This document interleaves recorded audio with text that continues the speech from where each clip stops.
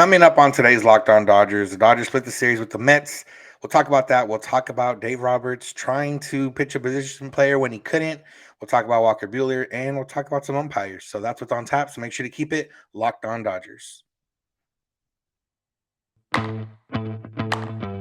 You are Locked On Dodgers, your daily Los Angeles Dodgers podcast. Part of the Locked On Podcast Network, your team every day.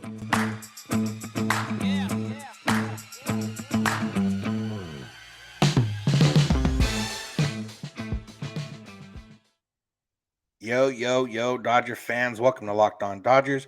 We are part of the Locked On Podcast Network, the #1 local sports daily podcast network. Locked On, your team every day. Today's episode is brought to you by BetOnline. BetOnline has you covered this season with more props, more odds, and more lines than ever before. BetOnline, where the game starts. We want to thank you for making Locked On Dodgers your first listen of the day every day. Remember, we're free and available wherever you find podcasts and on YouTube simply by searching for Locked On Dodgers. Make it easier on yourself and subscribe in all those places, and you'll never miss a day because you know we're not going to. If this is your first time listening or watching, I'm Vince Samperio. That's my co-host, Jeff Snider. We are both lifelong Dodger fans. We've both spent some time in the locker room and in the clubhouse, but for the most part, we're lifelong Dodger fans, and we're here to bring you smart fans' perspective on our boys in blue every single weekday morning. Jeff, let's hop right into it. Let's talk Dodgers. So split the series. There was a lot to get into, but what was the trending topic of the weekend, going with Twitter terms, is Dave Roberts and the coaching staff trying to put in a position player down 5 runs on Saturday night. And then some of us learned and some of us were reminded of the rule that you're not allowed to do that anymore, apparently. So it became a big old fuss. People were mad for a variety of reasons online. One of those reasons being Dave Roberts shouldn't be given up down by 5 runs. One of those being, for some reason, they think we wasted Evan Phillips, even though someone had to pitch that 9th inning. And just, a variety of other reasons. Anytime it's Dave Roberts, you're going to get some anger. But yeah, let's start somewhere and go from there. Yeah, I wonder, I remember the rule being created during 2019. It was supposed to take effect in 2020. And then, like everything else in the world, it got shut down for 2020. And they postponed implementation until this year. And it wasn't even at the beginning of this year. It was along with the pitcher limits and everything. So it was just implemented. I would guess that Dave Roberts is the first manager to even consider using a position player in that situation since the rule was implemented. I remembered the rule existed. I remembered even that it had been implemented. I didn't remember for sure what the limit was. And so when they were talking about Zach McKinstry warming up, I go, okay, the limit must be down by at least 5. And it turns out it's 6. And I wonder, because Bob Guerin is pretty good on his rules, but so I wonder if they knew the rule and tried to slip it past the umpires, because obviously Buck Showalter's not going to really argue, no, we want to face a real pitcher instead of a position player, even because the alternative is, like you said, if it's not Zach McKinstry, it's going to be Evan Phillips. And so it's not like they're getting some big advantage on burning Phillips or whatever. I mean, Phillips pitched again on Sunday, so obviously second to last game of the series. The Mets didn't really get any advantage by it, and as we know, it wasn't the Mets that called it out; it was the umpires. And so I could see them maybe, maybe trying to slip it by the umpires, but it could also just be Bob Guerin knowing the rule book. It's like somebody who knows, like my mom knows the birthdays of all of our neighbors who I grew up with, and yet she, forgets more recent things. And so maybe my mom is as surprised as we are every year when we open our Christmas presents from her, because she's excited to see what she got us. And, but she still remembers Garrity Kramer's birthday, and so I wonder if it's more of a case of that Bob Guerin, he knows the stuff that's been in the rule book for a long time really well, and this one just slipped past him. Yeah, I mean, it wouldn't appear they're trying to trick him. I don't know. I guess that could be a case. I think it's one of those where, even knowing MLB, it could be one of those things where, like, oh yeah, we told you that this rule was in place now, and then maybe it was never really told, or stamped somewhere or known for sure, whatever the case was. I mean, the umpires are the one that caught it, so obviously they knew that it was in place and implemented, and they're the ones that stopped it. But yeah, it's funny because there was I saw some outrage on Twitter of people saying, oh, they shouldn't be giving up down by 5 runs, and at that point in the bottom of the eighth, if the Dodgers had scored at least one run, they had a couple runners on, but then Cody Bellinger hit into an inning double play. If one of those guys hadn't scored, I don't think they go to McKinstry. They go and try to win the game per se. But this is the same, almost the exact same conversation we had last year when the Dodgers pitched Justin Turner in the ninth inning of a game they were down 5-0, and that was against a Rockies team that wasn't as good as this Mets team. And I feel like it's the same thing. Like, I don't feel like the players feel disrespected by it. They were all trying to figure out what was going on. They're laughing on the field. I think it's one of those where, realistically, are we going to score 5 runs in the ninth? Probably not. Is it possible? Yes, it's very much possible, but it's one of those where you kind of got to see where it fits in and, try to save an arm for the next day when you had to use a lot of arms because Walker Buehler didn't go that deep into the game. So I don't have an issue with, 5 runs. Not, I don't want it to be an every week basis, but once in a while you're down by 5 runs. Hey, your offense hasn't shown you much that night. Maybe try to save an arm. Yeah, and I'd say the chances of Zach McKinstry throwing a scoreless inning are probably significantly higher than the chances of the Dodgers scoring 5 runs of that inning. So it is punting the game, but it's punting a game that's already been punted, basically. I mean, the challenge there was Walker Buehler not getting deep in the game. One thing we did get to see that we've probably never seen before, may never see again, is a bullpen coach running out to argue with the umpires. That was kind of fun. Josh Bard came out to make sure that Evan Phillips was going to get as many warm-up pitches as he needed.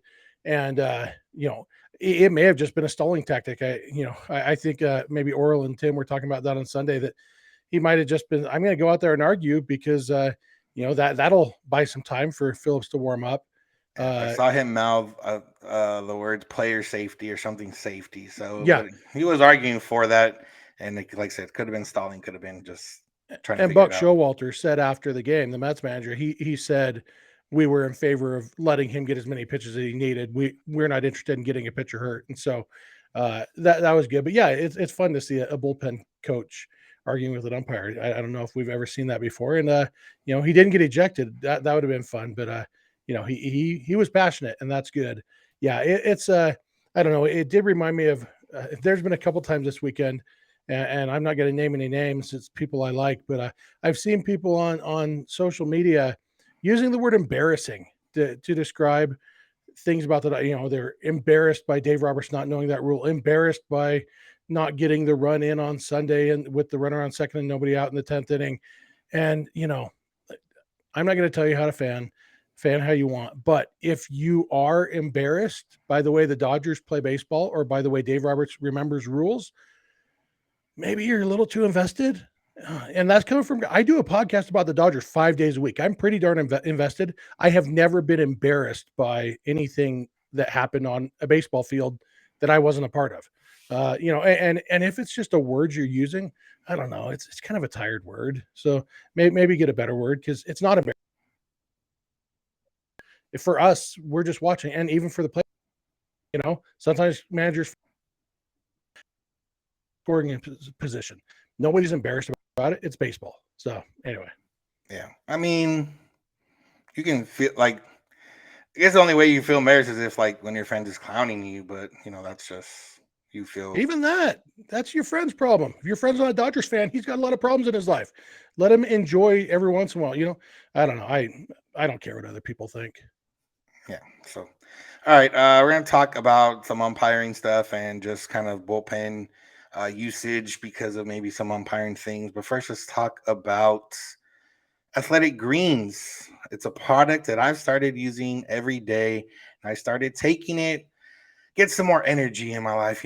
Sometimes I'll be burning the candle on both ends and I just need a little bit more energy in my life. And Athletic Greens is there to help me out.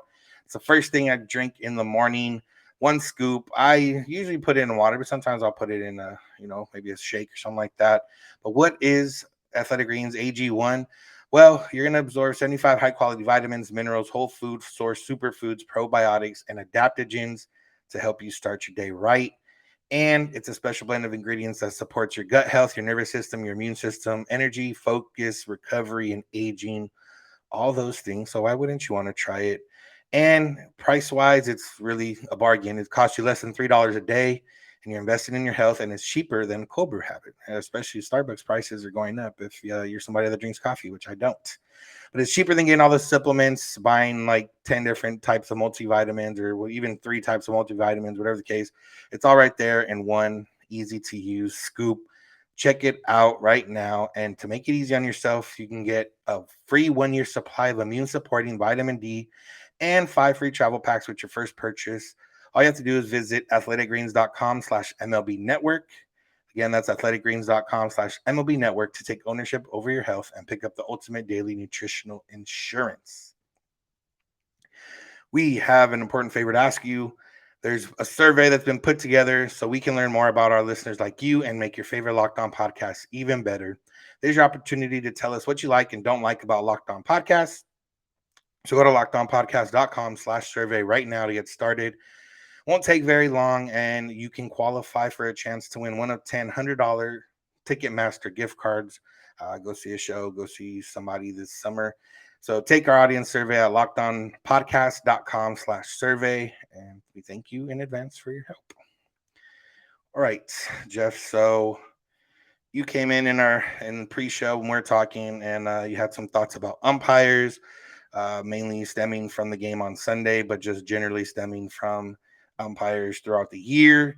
And you have it all queued and ready to go. So I will send it over to you. Yeah, I was really hoping the Dodgers would win. I always hope they win, but I was really hoping they would win this game because I hate complaining about the umpires after a loss because it sounds like sour grapes. So I hope you all know I was going to rant about this whether the Dodgers won or not. I really hope they'd win because it's not sour grapes. It's not. I'm not saying the umpires cost the Dodgers the game, but I have a couple examples that I want to bring up. If you're watching on YouTube, I'm going to pop up some images. If you're listening, I'll do a pretty job explaining what you're seeing anyway. So it'll be okay that you can't see it. This is Cody Bellinger's at bat in the bottom of the ninth inning. As you'll remember, it was there was one out. Bellinger was up and nobody on base. And after Bellinger got out, Chris Taylor doubled, and then Will Smith had already homered, so the Dodgers were down by one. After Bellinger got out, Taylor doubled, and then Eddie Alvarez singled him in to tie the game. Well, if you look at this screenshot that's showing, the second pitch to Cody Bellinger was outside. Now, it's not outside by a foot, but it's outside. It is clearly a ball. It was not a strike. The umpire called it a strike. So instead of a 2-0 count, it's a 1-1 count, which is a huge difference. And then you'll see pitch 3 up there in the top left there, the orange one. That is Cody Bellinger swinging at a pitch. He fouled that pitch off, swinging at that pitch because, or at least in part because, the umpire just called a pitch that was outside a strike. And so Bellinger had to expand his zone. So then suddenly, after ball 3 on the fourth pitch that you can see there, then you've got a 2-2 count when realistically, the pitcher hadn't thrown a pitch in the strike zone yet. And chances are Bellinger wouldn't have swung at pitch 3. Even if he had, worst case, it's 3-1. And the difference there, if Bellinger walks in that at bat, then he scores on Chris Taylor's double. He scores a tying run. And Eddie Alvarez's single up the middle is a walk-off hit instead of a game-tying hit. Yes, things would happen differently if he's on base, blah, blah, blah, blah. I get that. But what drives me crazy is that Bellinger was taken out of this at bat by a bad call by the umpire. And so we will never know what would have happened if the umpire had been better at his job. And that's what drives me crazy. I'm not saying the umpires are out to get the Dodgers. I'm not saying that umpires cost the Dodgers the game. I'm saying we will never know what would have happened. And that's why it drives me crazy when umpires make bad calls. Now, you want to see a worse call? Good. I'm about to show you one. In the top of the 10th inning, this is Craig Kimbrell against J.D. Davis. Look, he throws the first pitch, a fastball, little inside, up high in the zone, little inside. Umpire correctly calls it a ball. But you look at pitch 2 there that I have highlighted there. It's right on the corner. It is a beautiful, perfect pitch, 96.3 miles an hour on the outside corner. It's a pitch that JD Davis cannot hit. It was a perfect pitch from Craig Kimbrell to get himself back in the count 1-1. We've talked a lot about how Kimbrell needs to throw his fastball for strikes in order to set up his curveball. Well, he threw his fastball for a strike, and the umpire called it a ball. So instead of 1-1, it's 2-0. It's the flip side of the Bellinger at bat. And so then you see pitch 3, Craig Kimbrell had to come in to the zone more. I'm sure he didn't mean to come right to the middle of the zone, which you can see on the graphic that pitch 3 was, right in the middle and just below middle. And that's the pitch that JD Davis hit for an RBI double and to take the lead that ultimately was the winning run. Now, if the umpire had correctly called pitch 2 a strike, so it's 1-1, Kimbrell definitely doesn't throw a fastball right down the middle like he did. He probably doesn't throw a fastball at all. He probably throws his curveball because he has now set up the curveball with the fastball.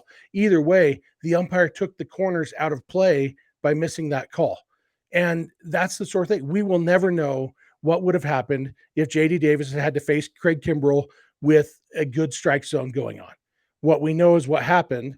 And it drives me crazy. It's frustrating to me, not because the Dodgers lost, but because I love baseball and I watch baseball to see the battle between a pitcher and a hitter.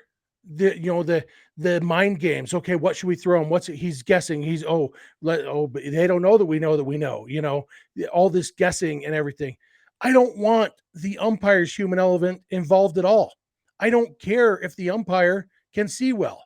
I don't care if the umpire is in good enough physical shape to get himself in position to make a good call. That shouldn't matter. The rules of the game say if a pitch is in the strike zone, it's a strike. And if it's not, it's a ball. The umpire's job is to enforce the rules.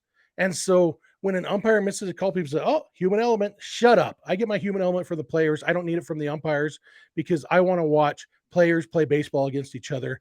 That's what I'm interested in. And robot umps can't come soon enough as far as I'm concerned.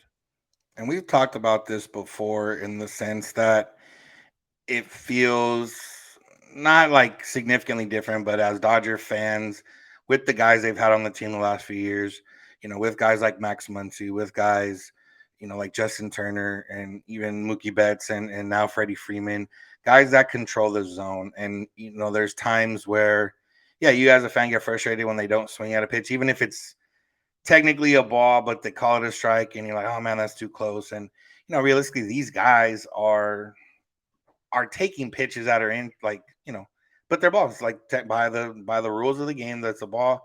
And, it sucks to sometimes see it get lost in that, because of an umpire. But yeah, I've had this conversation with a lot of people on, the human element thing, and people are always trying to explain to me, or I've had one of my uncles who tries to say like, oh, well, you can't fault the umps. These guys are throwing like 95, 100. And I'm like, exactly. So if there's what other industry out there are we not using the best and most efficient way, or at least not trying to use the best and most efficient way? Like, realistically, a lot of stuff's automated now. That doesn't need to be, you don't need the human element. If something's automated, it's not going to get messed up or if it does, it's because of a malfunction, not because of, human element. So yeah, I understand that. And like I said, I think as Dodger fans, it's just always a little different too, because these guys are trained to know the zone. They do know the zone, and it seems to bite them just a little bit more. But I guess if we watched every other team on a daily basis, we might feel that it goes against them a lot too. So that's just the way, the name of the game for now, and we'll see what happens. Yeah, and again, this isn't about going against the Dodgers. I wouldn't be as upset, but I would be just as adamant if the calls had gone the other way. Like the fact that these calls went against the Dodgers. You guys have seen me if you follow me on Twitter, I've complained about these things even when they help the Dodgers, because I want to see a baseball contest. I remember last year, Matt Beatty struck out looking at on a 3-2 count, and somebody on Twitter was harassing actually Beatty's wife, because that's what mature adults do. They harass players' wives on Twitter, saying it's too close to take with 2 strikes. And that phrase, we've all heard it. You and I, Vince, we coach, we've all said it, but when you're coaching Little League, Yeah, too close to take with two strikes means you don't know what this alcoholic umpire who gets paid $10 a game is going to call.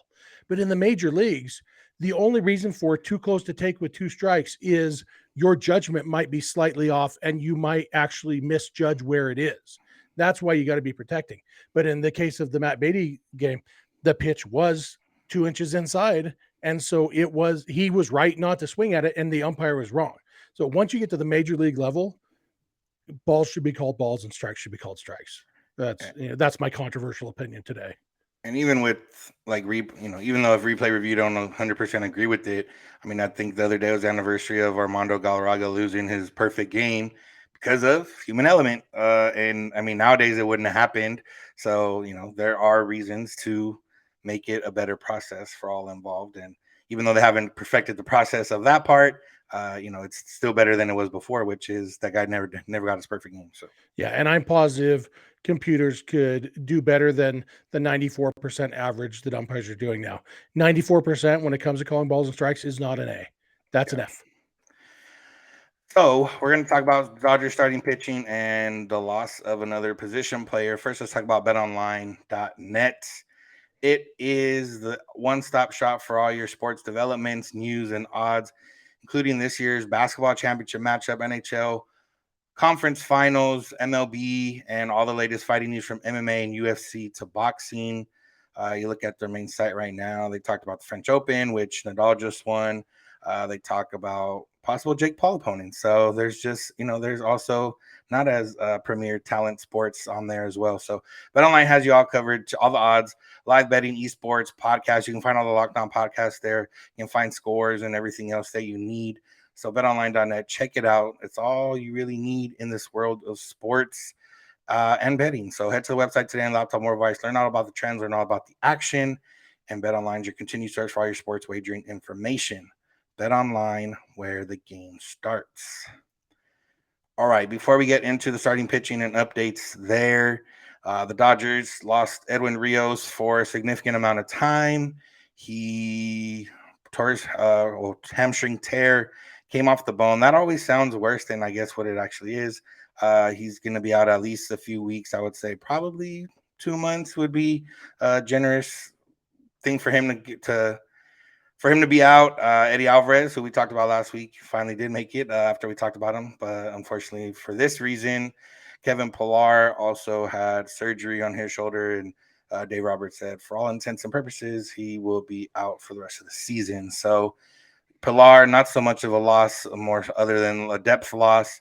But Rios, a loss for now, especially with Max Muncy out and him, even though he hadn't necessarily lit the world on fire since getting everyday starts, he was still good for a hit or two every other day and a home run or two every 3-4 days. So he'll be missed for sure, especially once they do get Max Muncy back, and he would have been that big bat off the bench. Yeah, it's a tough blow, and obviously when Edwin Rios is healthy, and deployed correctly, he's a very valuable member of the team. I am excited about Eddie Alvarez a little bit. Not that I expect huge things from him, but he's got more athleticism than Rios. He's not going to hit nearly as many home runs, but he can play better defense than Rios, and he's got speed and all that. And so one thing I've noticed, it didn't used to bother me, like back when the Dodgers had Grandal and Adrian Gonzalez and Justin Turner. It was just like, oh man, this team is slow, but it was okay. I didn't mind it. But now I've kind of gotten spoiled now that they do have Trey Turner and Mookie Betts and Gavin Lux and Cody Bellinger and Chris Taylor. It's like, oh wow, speed is kind of fun. And even the guys they have who aren't crazy fast. Freddie Freeman's a great base runner. Will Smith is a good base runner. Max Muncy's a good base runner. Really, it's just Justin Turner and Edwin Rios, the slow guys. And so I'm not heartbroken to have a little bit more of that speed and athleticism, even if the power isn't going to be the same. Yeah. Moving on to starting pitching, we had two rehab assignments this weekend. Andrew Heaney and Clayton Kershaw. Clayton Kershaw pitched for the Quakes on Sunday and did look pretty good. He went 4 innings. He had 6 strikeouts. He gave up a run, 3 hits. I think almost 60 total pitches, throwing a lot of strikes. So seemingly, I don't know if Roberts gave an update after the game, but his next start would be with the Dodgers based on what they said last time. Andrew Heaney threw for OKC, and he did well too over there. I forget his exact stats, but he went 4 innings, I think, or somewhere around there. Gave up, I think, 1 run or whatever. But the most important part was that the next day his arm was still on and still feeling good. So positive updates there on the starting pitching front. Yeah, Roberts did say that he expects Kershaw's next start to be with the Dodgers, most likely next Sunday in San Francisco to finish out that series with the Giants. Heaney, it seems like he'll get at least one more start with Oklahoma City. Yeah, it is funny that he allowed a run in AAA when he hasn't in the big leagues yet this year. I'm kind of, I think it'll be fun when he finishes the season with a 0 ERA in the big leagues. But he did allow one run in AAA, and so if he and Tyler Anderson both break Oral Hershiser's scoreless inning streak, but we have to have an asterisk because he did allow a run in a rehab start in the middle of that. Yeah, and he allowed the run off the bat of Zach Rex, former Dodger last year. So, but yeah, former guest on this podcast, even. Yeah. So that's the update on that end. Now the update on the starting pitchers that are actually on the Dodgers. We talked about Tony Gonsolin on last episode. He did well. Tyler Anderson, as you just mentioned, continued his scoreless streak. He's now up to 26 consecutive innings without allowing a run. He looked really good on Friday.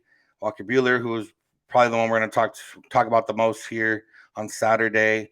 A lot of the same conversation. The stuff looked good. The stuff looked better, but the results were not the best results, and his worst results, shortest outing of his career, if I'm not mistaken. And I don't know, Jeff. It's one of those where a couple mistakes here and there. The Mets did put some good swings. He hung a curveball to Lindor. Lindor hit it out. The pitch to Pete Alonso wasn't terrible, but Pete Alonso was very strong, as we learned this weekend, because he hit one off Gratterall later in the game that should not have hit for a home run. So I don't know, Jeff. Are you any more concerned, or do you like the stuff playing up, or I don't know what to make of Walker Buehler right now? I don't know for sure what to make of it either. And I think the word I would use is erratic, because even on his fastball, like the velocity looked pretty good a lot of times, but sometimes it was, he threw one four-seam fastball, 93.8 miles an hour, but he also threw one, looks like the fastest was 97.6 probably, which that rounds up to 98. And his spin rate, he had one that was spin rate was all the way down at 2091, and he had a couple that were over 2400. And so there's a huge disparity of what's going on. One thing, if you're looking for promising things, it's that he allowed 2 singles on his fastball, and that was it. None of the runs he allowed came on fastballs. They were all off-speed pitches, and it was speculated on the broadcast. I've seen some people parrot that on social media that maybe because the fastball was working better, he reverted to being more of a thrower than a pitcher. I don't know. That seems like trying to mind read a little bit more than I'm comfortable with. But there definitely was some progress made here on the fastball. And the fact is, most of the damage was done on his off-speed stuff. And maybe that means that in his next start, the fastball stuff will continue to improve and he will command the off-speed stuff better, like we've expected from him most of this season. Or it could be, we really have no way of knowing, and we won't until his next start. You could tell he was frustrated talking about it after the game, kind of at a loss a little bit. But there was positives to find, but it's hard to find too many positives when you're supposed to be the ace of the team and you come in a team that has only scored a couple runs in the first 2 games of the series, and you get knocked around by them and can't even get through, a few innings, really set the bullpen back and everything. So yeah, it was definitely a frustrating game. It's one of those things too, where, the Mets, knowing that his fastball has been the issue for him, and, maybe they weren't targeting the fastball as much. Maybe they're like, okay, we think he's going to throw more off speed.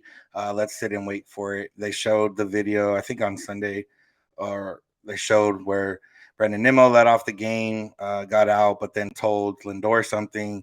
Lindor hits the home run. Lindor is hugging Nimmo in the dugout. I don't know if that was anything that he told him, or just, they just like each other and they hug because he hit a home run. But either way, there might have been a different strategy there. We've seen pitchers with not as much talent do better against teams than Clayton Kershaw has in the past. But that's just because, with Clayton Kershaw, people, if you find a way to, get swing at the ball early in the count and get him when he's trying to groove those fastballs over for strikes, that has been a way to attack him in the past. And maybe this was the way they wanted to attack him. They're looking for that off speed, knowing that he might not throw his fastball as often just because he hasn't been able to find it. Buehler's talked about it kind of being a mechanical thing, and that his wind up and delivery and everything is, a lot of moving pieces, a lot, and it's hard to, at least for so far this year's been hard to replicate or hard to find that point. So yeah, he's still working on things. Maybe this velocity is a sign of, okay, he found that part of it, and now he just needs to add up the other part of it. But we'll see. And it's hard to say it's still not frustrating, or it is frustrating. It's hard to say it's not concerning. It's slightly concerning, but also, it's June 5th, and he has till October realistically to get it right. Because regular season, I think the Dodgers still be good enough to win the division in the regular season, even with Buehler pitching the way he's been pitching. Yeah, and I do think Buehler's going to figure it out. And, maybe this short outing will end up being a blessing in disguise, because he won't have thrown quite as many innings and quite as many pitches as he would have if he had been dominating. But, and maybe a 6-man rotation like we've talked about will help. But, yeah, I do think he's going to figure. I think he's too good, and there's no obvious reason why he would just have stopped being good. So I think he's going to figure it out. It's just it's a reminder that baseball's hard. Yeah. All right, Jeff, that was all the topics we had. Anything else you want to add before we head out? No, it's our first day off in a while today on Monday, before the Dodgers head to wherever they're heading to. Chi-town. Chicago, that's right. For the White Sox. Or north side. South side is the White Sox. Yeah. So yeah, enjoy the day off, and hopefully the Dodgers pitching staff will rest up and everybody will be ready, and Dodgers can get back on their winning ways. It'd be nice to go into San Francisco on a roll a little bit and ready to win that series. It's, we're going to start, the Dodgers are going to start playing division rivals a little bit more like the actual division rivals, not the Diamondbacks 8,000 times. So, yeah, second half of the season is going to be pretty interesting as far as that goes, and hopefully the Dodgers can get on a roll. Yeah. So that's going to do it for today's episode. Thank y'all for listening. Thank you for making Locked On Dodgers your first listen of the day. Make your second listen or another listen in your day. The Locked On MLB podcast with Paul Francis Sullivan, a.k.a. Sully, brings humor, passion, and a unique perspective on every team and the biggest stories around the league. Follow the #1 daily league-wide podcast, Locked On MLB, on the Odyssey app, YouTube, and wherever you get podcasts. If you want to find us, we are wherever you find podcasts and on YouTube simply by searching for Locked On Dodgers. You can find us on social media, Twitter and Instagram at Locked On Dodgers. Jeff is on Twitter at Snider. I'm at Vince Samperio. DMs are open on all those accounts if you need to get a hold of us. Other way to get a hold of us is email lockedondodgers@gmail.com or voicemail text at 323-863-LOCK. That's 5625. We're every weekday morning, and we hope you'll be with us. When you get in your car, if you're at home, tell your smart device play podcast, Locked On Dodgers. And remember, you don't have to agree. You just have to listen. Have a good one. We will talk to you tomorrow.